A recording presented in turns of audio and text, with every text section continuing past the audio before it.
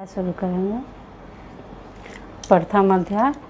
प्रथम चरित्र के ब्रह्मा ऋषि, महाकाली देवता, गायत्री, छंद, नंदा, शक्ति, रक्तदांतिका, बीज, अग्नि तत्व और ऋग्वेद स्वरूप है। श्री महाकाली देवता की प्रसन्नता के लिए प्रथम चरित्र के जप में विनियोग किया जाता है। भगवान विष्णु के सो जाने पर मधु और कैटभ को मारने के लिए कमल जन्मा ब्रह्मा जी ने जिनका स्तवन किया था, उन महाकाली देवी का मैं सेवन करता हूँ। वे अपने 10 हाथों में खड़ग, चक्र, गदा, बाण, धनुष, परेख, शूल, भुजुंडी, मस्तक और शंख धारण करती हैं। उनके 3 नेत्र हैं। वे समस्त अंगों के में दिव्य आभूषणों से विभूषित है। उनके शरीर की कांति नीलमणि के समान है तथा वे 10 मुख और 10 पैरों से युक्त हैं। मार्कंड जी बोले, सूर्य के पुत्र रानी जो 8वें मनु कहे जाते हैं, उनकी उत्पत्ति की कथा मैं विस्तार पूर्वक कहता हूँ, सुनो। सूर्य कुमार महाभाग स्वाणी भगवती महामाया का अनुग्रह से जिस प्रकार मनवंतर के स्वामी हुए, वही प्रसंग सुनाता हूँ। पूर्व काल की बात है। सोचो रे, स्वारोचिप मनवंतर में सूरत नाम के एक राजा थे, जो चैत्र वंश में उत्पन्न हुए थे। उनका समस्त भूमंडल पर अधिकार था। वे प्रजा का अपने और पुत्रों की भांति धनपूर्वक पालन करते थे। तो भी उस समय कुर्मध्वनि नाम के क्षत्रिय उनके शत्रु हो गए। राजा सूरत की दंड नीति बड़ी प्रबल थी। उनका शत्रुओं के साथ संग्राम हुआ। यद्यपि कुर्मध्वनि संख्या में कम थे, तो भी राजा सूरत युद्ध में उनसे परास्त हो गए। तब वे युद्ध भूमि से अपने नगर को लौट आए और केवल अपने देश के राजा होकर रहने लगे। किंतु वहाँ भी उन प्रबल शत्रुओं ने उस समय महाभाग राजा सूरत पर आक्रमण कर दिया। राजा का बल क्षीण हो चला था, इसलिए उनके दुष्ट बलवान एवं दुरात्मा मंत्रियों ने वहाँ उनकी राजधानी में भी राजकीय सेना और खजाने की हथियार लिया। सूरत का प्रभुत्व नष्ट हो चुका था, इसलिए वे शिकार खेलने के बहाने घोड़े पर सवार हो वहाँ से अकेले ही एक घने जंगल में चले गए। वहाँ उन्होंने विप्रवर मेधा मुनि का आश्रम देखा, जहाँ कितने हिंसक जीव अपनी स्वाभाविक हिंसा प्रवृत्ति छोड़कर परम शांत भाव से रहते थे। मुनि के बहुत से शिष्य उस वन की शोभा बढ़ा रहे थे। वहाँ जाने पर मुनि ने उनका सत्कार किया और वे उन मुनि श्रेष्ठ के आश्रम पर इधर उधर विचरते हुए एक काल तक रहे। फिर ममता से आकृष्ट होकर वहाँ इस प्रकार चिंता करने लगे, पूर्व काल में मेरे पूर्वजों ने जिसका पालन किया था, वही नगर आज मुझसे रहित है। पता नहीं मेरे दुराचारी भृत्यगण उसकी धनपूर्वक रक्षा करते हैं या नहीं। जो सदा मद की वर्षा करने वाला और शूरवीर था, वो मेरा प्रधान हाथ है। अब शत्रुओं के अधीन होकर न जाने किन भोगों को भुगता होगा। जो लोग मेरी कृपा, धन और भोजन पाने से सदा मेरे पीछे पीछे चलते थे, वे निश्चय ही अब दूसरे राजाओं का अनुसरण करते होंगे। उन अपव्ययी लोगों के द्वारा सदा खर्च होते रहने के कारण अत्यंत कष्ट से जमा किया हुआ मेरा वो खजाना खाली हो जाएगा। ये तथा और भी कई बातें राजा सूरत निरंतर सोचते रहते थे। एक दिन उन्होंने वहाँ विप्रवर मेधा के आश्रम में निकट एक वैश्य को देखा और उससे पूछा, भाई तुम कौन हो? यहाँ तुम्हारे आने का क्या कारण है? तुम क्यों सुग्रस्त और अनमने से दिखाई देते हो? राजा सूरत का यह प्रेम पूर्वक कहा हुआ वचन सुनकर वैश्य ने विनीत भाव से उन्हें प्रणाम करके कहा। वैश्य बोला, राजन, मैं धनियों के कुल में उत्पन्न एक वैश्य हूँ। मेरा नाम समाधि है। मेरे दुष्ट स्त्री पुत्रों ने धन के लोभ से मुझे घर से बाहर निकाल दिया है। मैं इस समय धन, स्त्री और पुत्रों से वंचित हूँ। मेरे विश्वसनीय बंधुओं ने मेरा ही धन लेकर मुझे दूर कर दिया, इसलिए दुखी होकर मैं वन में चला आया हूँ। यहाँ रहकर मैं इस बात को नहीं जानता कि मेरे पुत्रों की, स्त्री की और स्वजनों की कुशल है या नहीं। इस समय घर में वे कुशल से रहते हैं अथवा उन्हें कोई कष्ट है। वे मेरे पुत्र कैसे हैं? क्या वे सदाचारी हैं अथवा दुराचारी हो गए हैं? राजा ने पूछा, जिन लोभी स्त्री पुत्र आदि ने धन के कारण तुम्हें घर से निकाल दिया, उनके प्रति तुम्हारे चित्त में इतना स्नेह का बंधन क्यों है? वैश्य बोला, आप मेरे विषय में जैसी बात कहते हैं वो सब ठीक है, किंतु क्या करूं, मेरा मन निष्ठुरता नहीं धारण करता। जिन्होंने धन के लोभ में पड़कर पिता के प्रति स्नेह, पति के प्रति प्रेम तथा जन के प्रति अनुराग को तिलांजलि दे मुझे घर से निकाल दिया है। उन्हीं के प्रति मेरे हृदय में इतना स्नेह है। महामते गुण इन बंधुओं के प्रति भी जो मेरा चित्त इस प्रकार प्रेम मग्न हो रहा है, यह क्या है, इस बात को मैं जानकर भी नहीं जान पाता।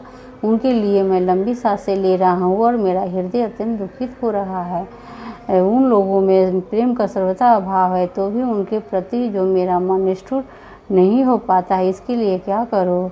मार्कंडेय जी कहते हैं, ब्रह्मांड तदंतर राजाओं में श्रेष्ठ सूरत और वो समाधि नामक वेश दोनों साथ साथ मेधा मुनि की सेवा में उपस्थित हुए और उनके साथ यथा योग्य न्याय अनुकूल विनय पूर्वक बर्ताव करके बैठे। तत्पश्चात वैश्व राजा ने कुछ वार्तालाप आरंभ किया। राजा ने कहा, भगवान, मैं आपसे यह बात पूछना चाहता हूँ, उसे बताइए। मेरा चित्त और मेरे अधीन न होने के कारण वह बात मेरे मन को बहुत दुखी देती है। जो राज्य मेरे हाथ से चला गया है, उसमें और उसके संपूर्ण अंगों में मेरी ममता बनी हुई है। मुनि श्रेष्ठ, यह जानते हुए भी कि वह अब मेरा नहीं है, अज्ञानी की भांति मुझे उसके लिए दुख होता है। यह क्या है? इधर यह वैश्य भी घर से सब अपमानित होकर आया है। इसके पुत्र, स्त्री और भृत्यों ने इसे छोड़ दिया है। स्वजनों ने भी इसका परित्याग कर दिया है, तो भी यह उनके प्रति अत्यंत हार्दिक स्नेह रखता है। इस प्रकार यह तथा मैं दोनों ही बहुत दुखी हैं। जिसमें प्रत्यक्ष दोष देखा गया है, उस विषय के लिए भी हमारे मन में ममता जनित आकर्षण पैदा हो रहा है। महाभाग, हम दोनों समझदार हैं, तो भी हम में जो मोह पैदा हुआ है, यह क्या है? विवेक शून्य पुरुष की भांति मुझमें और इसमें भी यह मूर्खता प्रत्यक्ष दिखाई देती है। ऋषि बोले, महाभाग, विषय मार्ग का ज्ञान सब जीवों को है। इसी प्रकार विषय भी सबके लिए अलग अलग है। कुछ प्राणी दिन में नहीं देखते और कुछ दूसरे रात में भी नहीं देखते, रात में ही नहीं देखते, तथा कुछ जीव ऐसे हैं जो दिन और रात्रि में भी बराबर ही देखते हैं। यह ठीक है कि मनुष्य समझदार होते हैं, किंतु केवल वे ही ऐसे नहीं होते। पशु, पक्षी और मृग आदि सभी प्राणी समझदार होते हैं। मनुष्यों की समझ भी वैसी ही होती है जैसी उन मृग और पक्षियों की होती है, तथा जैसी मनुष्य की होती है वैसी उन मृग, पक्षी आदि की होती है। यह तथा अन्य बातें भी प्रायः दोनों में समान ही हैं। समझ होने पर भी इस पक्षियों को तो देखो, वे स्वयं भूख से पीड़ित होते हुए भी मुँहवश बच्चों की चोंच में कितने चाव से अन्न के दाने डाल रहे हैं। नरश्रेष्ठ, क्या तुम नहीं देखते कि ये मनुष्य समझदार होते हुए वे लोग बस अपने किए हुए उपकार का बदला पाने के लिए पुत्रों का अभिलाषा करते हैं? यद्यपि उन सब में समझ की कमी नहीं है, तथापि वे संसार की स्थिति बनाए रखने वाली भगवती महामाया के प्रभाव द्वारा ममतामय भंवर से युक्त मोह के गहरे गर्त में गिराए गए हैं। इसलिए इसमें आश्चर्य नहीं करना चाहिए। जगदीश्वर भगवान विष्णु की योग निद्रा रूपा जो भगवती महामाया, उन्हीं से यह जगत मोहित हो रहा है।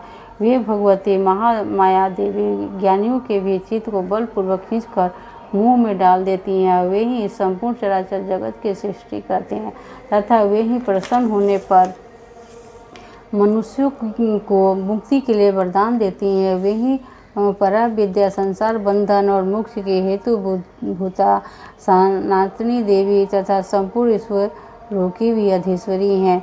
राजा ने पूछा, भगवान, जिन्हें आप महामाया कहते हैं, वे देवी कौन है? ब्रह्मांड, उनका आविर्भाव कैसे हुआ तथा उनके चरित्र कौन कौन है? ब्रह्मावेताओं में श्रेष्ठ महर्षि उन देवी का जैसा प्रभाव हो, जैसा स्वरूप हो और जिस प्रकार प्रादुर्भाव हुआ हो, वह सब मैं आपके मुख से सुनना चाहता हूँ। ऋषि बोले, राजन, वास्तव में तो वो देवी नित्य स्वरूपा ही है। संपूर्ण जगत उन्हीं का रूप है तथा उन्होंने समस्त भी सुख व्याप्त कर रखा है, तथापि उनका प्रकट अनेक प्रकार से होता है, वो मुझसे सुनो। यद्यपि वे नित्य और अजन्मा है, तथापि जब देवताओं का कार्य सिद्ध करने के लिए प्रकट होती हैं, उस समय लोक में उत्पन्न हुई कहलाती हैं। कल्प के अंत में जब संपूर्ण जगत एकाग्र में निमग्न हो रहा था और सबके प्रभु भगवान विष्णु शेषनाग की सैया बिछाकर योग निद्रा का आश्रय लिए सो रहे थे, उस समय उनके कानों के मैल से दो भयंकर असुर उत्पन्न हुए, जो मधु और कैटभ के नाम से विख्यात थे।